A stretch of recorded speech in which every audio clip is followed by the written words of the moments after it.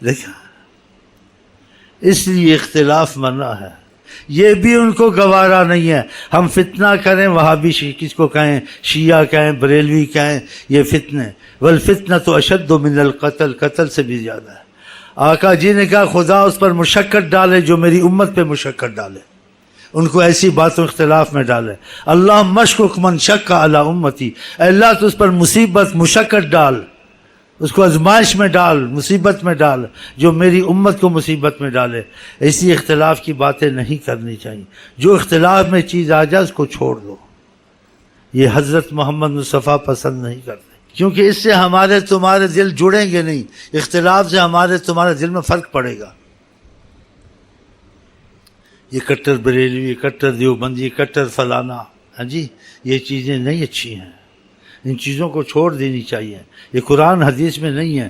اس کا صرف اتنا لب لباب ہے کہ جس سے سبق لیا دیوبند کا تھا تو دیوبندی کہا کہ دیوبند کا تھا، لیکن قرآن حدیث وہی جو ہماری سب کی ہے۔ دیوبند کا کوئی قرآن حدیث نہیں ہے، بریلوی کا کوئی علیحدہ نہیں ہے، شیعہ کا کوئی علیحدہ نہیں ہے، لیکن جو مصیبتیں بیچ میں آئی ہیں حضرت محمد مصطفیٰ کی حدیث کو چھوڑ کے آئی ہیں۔ بریلوی ہو، سنی ہو، شیعہ ہو، وہابی ہو، اہل حدیث ہو، جماعت اسلامی ہو، ہمارا قرآن ہے کہ ہماری حدیث ایک ہے۔ ہم کو حضرت محمد مصطفیٰ کی بات پر یقین ہونا چاہیے، ان سے ہٹ کر دور نہیں رہنا چاہیے، ان سے ہٹ کر جو اختلافات ہیں ان کو ہم چھوڑ دیں۔ واللہ عالم، جو نبی کریم کی زبان سے نکل جائے اس کو سب کو ماننا چاہیے۔ میرا کیا مطلب ہے، پہلوی قسطوں میں نے یہی کہا ہے کہ ہمارا تمہارا حضرت محمد مصطفیٰ تک اتفاق ہونا چاہیے جو ان کی زبان سے نکلے، اس کے بعد جو اختلاف کی چیزیں نکلیں اس میں نہیں پڑنا چاہیے، اس لیے اس سے ہمارا تمہارا ایمان کا نقصان ہوگا، اللہ کی محبت سے ہم دور ہو جائیں گے۔ اسی محبت کا نام ایمان ہے، سرکار نے اس کی تشریح کی ہے، الا لا ایمان اللہ، الا لا ایمان لہ، الا لمن لا محبت لہ، اس میں ایمان نہیں ہے جس میں محبت نہ ہو، تو محبت بذات خود یہی ایمان محبت ہے۔ تو آقا جی نے کیا، لن تدخلوا الجنت حتی تؤمنوا ولن تؤمنوا حتی تحابوا، تم کبھی جنت میں نہیں جاؤ گے جب تک تم ایمان والے نہیں بنو گے۔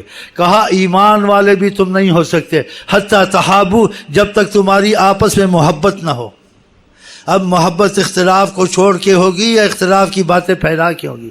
اگر اختلاف کی باتیں پھیلائیں تم نے خدا کو بھی ناراض کیا، نبی کو بھی ناراض کیا، اور تم اپنا ایمان کمزور کر دو گے یا گوا دو گے۔ اس لیے تم نے حضرت محمد مصطفیٰ کے خلاف کیا، تمہاری بھائی سے محبت نہیں ہے۔ یہ مسجد تمہارے پاس ہے، کیوں بولتے ہو دیوبندی بریلی مسجد وہاں پڑھوں گا؟ یہ مسلمان نہیں ہے، یہ کافر ہے۔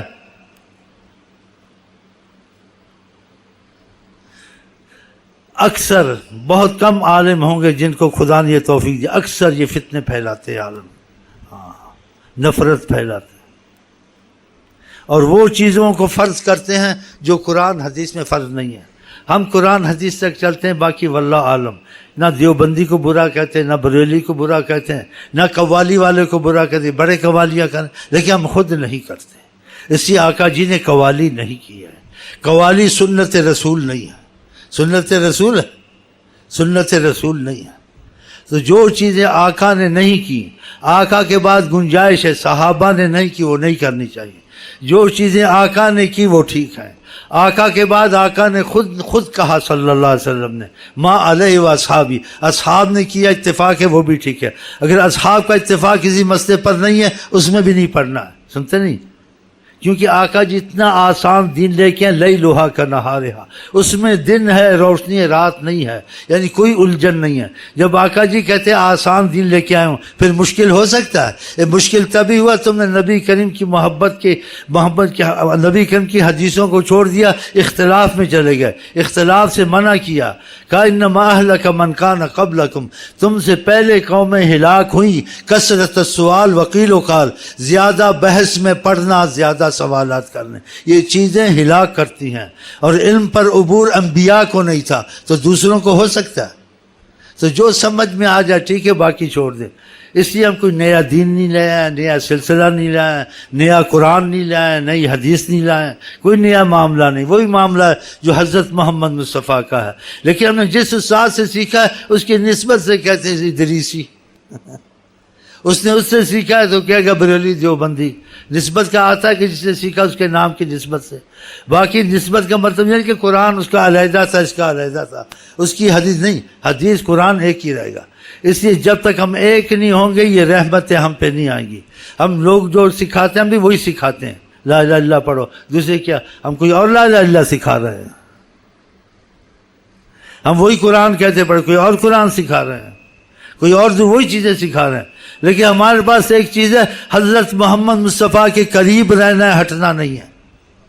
ہاں، اختلاف میں نہیں گھسنا ہے. کچھ پرہیزیں ہیں، اس پرہیزیں آپ کریں. وہی آپ پڑھتے تھے، اب یہاں پڑھتے ہیں، آپ کو اتنے فائدے ہوتے ہیں، آپ قائل ہوتے ہیں، خط لکھتے ہیں ہم کو یہ فائدہ ہو یہ فائدہ ہو. یہ اسی لیے ہوا جو پرہیزیں تھیں آپ وہ ساتھ کرتے ہیں.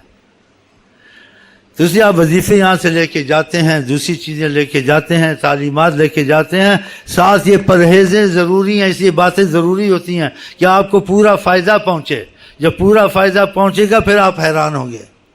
جس بعض لوگوں کو قرآن پڑھنے میں بہت فائدہ ہوا، ضرور چیز میں بہت فائدہ ہوا، اور ایسی باتیں بتائیں جو بتانے کی نہیں، کہ سب کی عقل میں نہیں آئے گا اور بتانی بھی نہیں چاہیے. ان کو منع کیا جاتا ہے کہ تم کو یہ بات پتہ چلی ہے یا تم نے ایسے دیکھا ہے یا ایسے تمہارے پاس معاملہ ہوا ہے. تو آقا جی کہتے کلب الناس علی قدر عقولہم، لوگوں سے بات کرو جتنی سمجھ میں آ جائے، سمجھ سے زیادہ بات نہیں کرنی چاہیے. تو پھر آتا ہوں جہاں میں تھا. کدھر تھا بھائی؟ کہاں بول رہا تھا؟ وہ اپنی تصریح پر. ہاں وہ عالم کی بات. تو آقا جی نے کہا میں نے اس کو بد دعا نہیں دی، میں رحمت للعالمین. اس کے دل میں خود میری عظمت کا معاملہ نہیں ہے، اس وجہ سے اس کی شکل ہے. اس کے بعد وہ ڈر گیا کسی عالم کے بارے میں. کہا کہ عمل کرو جتنا ہے. مطلب ہے کہ طریقت میں اگر یقین بنایا جاتا ہے باتوں سے نہیں بنے گا. کچھ تمہارے ساتھ وہ فضا بنے. کن کی فضا؟ نام پاک ان کا ہے عہد مجتبیٰ، ہیں وہ مقبول جناب کبریا. اگر وہ فضا آپ کے ان کے درمیان کچھ بنے گی، اس کی لاکھوں صورتیں ہیں، کسی صورت میں بن جائے آپ کے شکوک یہ ایسے سب رفع ہو جائیں گے. تو یہاں سوال نہ کوئی کرے کہ اس سوال کا کیا جواب ہے، فلانے نے لکھا ہے، فلانے نے لکھا ہے، فلانے. جو نہ سمجھ جائے واللہ عالم. تمہارے لیے یہ دو ہی چیزیں ہیں دنیا میں، اطیع اللہ و اطیع الرسول. لا الہ الا اللہ محمد رسول اللہ کی اطاعت، حضرت محمد مصطفیٰ کی اطاعت. اور علماء وارث انبیاء ہیں، لیکن اس میں پرہیزیں ہیں، اس میں پابندیاں ہیں. وہاں اندھا دھند نہیں کرنا ہے علماء کا، وہاں دیکھ سوچ کے چلنا ہے، اندھا ہو کے نہیں چلنا ہے. جو عالم نے کہہ دیا، پیر نے کہہ دیا وہی کرنا. دیکھنا خدا رسول کے مطابق ہے تو ٹھیک ہے، نہیں تو احتیاط کرنی ہے. آپ کو پتہ کہ نبی کریم صلی اللہ علیہ وسلم نے، بہت مسئلہ لمبا ہو جائے گا، کسی صحابی کو کسی چھوٹی ٹکڑی فوج کی بھیجی، کہا یہ تمہارا امیر ہے، اس کی بات ماننی میری بات ماننی ہے، اس کی نافرمانی میری نافرمانی ہے. یہ صحیح حدیث ہے. وہ لے کے چل پڑے. رستے میں اس نے کہا ان کو جو ساتھ تھے، کہا میں تمہارا امیر ہوں؟ نہیں. کہا آپ ہمارے امیر ہیں. کہا حضرت محمد مصطفیٰ نے کیا کہا تھا؟ کہا آپ کی بات ماننی خدا رسول کی بات ماننی، آپ کی نافرمانی خدا رسول کی نافرمانی. تو کہا پھر لکڑیاں اکٹھی کرو، ان کو آگ لگاؤ، اس میں کودو. دیکھا انہوں نے لکڑی اکٹھی کی اور کودنے کا انتظام. پھر دو فرقے ہو گئے. آدھوں نے کہا ہم تو کودیں گے، کہ نبی کریم صلی اللہ علیہ وسلم نے کہا تھا ان کی تابع داری ہماری تابع داری، ان کی نافرمانی ہماری. آدھوں نے کہا ہم نہیں کودیں گے، ہم نبی کریم کے ساتھ اس لیے کہ خدا کی غضب سے بچیں، آگ سے بچیں. نبی کریم ہم کو کوئی آگ میں ڈالیں گے؟ دیکھا، سوچا انہوں نے. تو آدھوں نے نہیں کودا، اور جنہوں نے کہا ہم کودیں گے ان کو کہا تم کودو گے ہم تم کو بھی کودنے نہیں دیں گے، تمہارے سے جھگڑیں گے، ماریں گے. ان کو بھی کودنے نہیں دیا. جب نبی کریم کے پاس آئے، نبی کریم نے کہا کہ تم کود جاتے آگ میں، قیامت تک ہی رہتے نہ نکلتے. دیکھا، ایسی اندھی طاعت نہیں کرنی، نہ کسی عالم کی نہ کسی پیر کی. اندھی طاعت اللہ کی، حضرت محمد مصطفیٰ کی. سوچنا ہی نہیں ہے، لکیر کے فقیر. کوئی اور کہے تو سوچنا ہے قرآن حدیث کے مطابق ہے یا موافق ہے یا اس میں کوئی خطرہ نہیں ہے، پھر چلنا ہے. یہ موٹی موٹی باتیں میں نے بتائی ہیں. بہرحال سب کا حل لب لباب یہ ہے طریقت کے کمالات میں سے. آپ نے اگر وظیفے نہیں چھوڑے نا، آپ کو یہ سارا کچھ میں نہ بھی سکھاؤں، خدا کی قسم خود آپ کو آئے گا، آپ خود چلیں گے.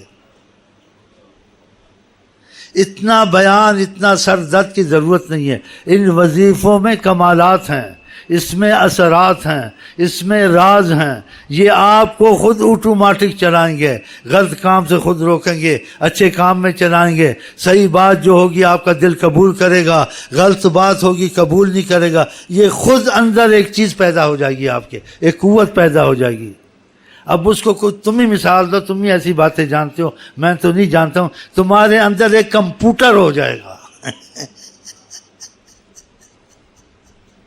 ہاں، یہ تو میں خواہ مخواہ اپنے سر کو سر درد لیا، تمہارا بھی سر درد کر دوں گا. بس آپ وظیفے نہ چھوڑیں اور اس میں اضافہ کرتے رہیں، اور اختلاف سے سخت پرہیز کریں. یہ اختلاف ہلاک کرنے والی چیز ہے.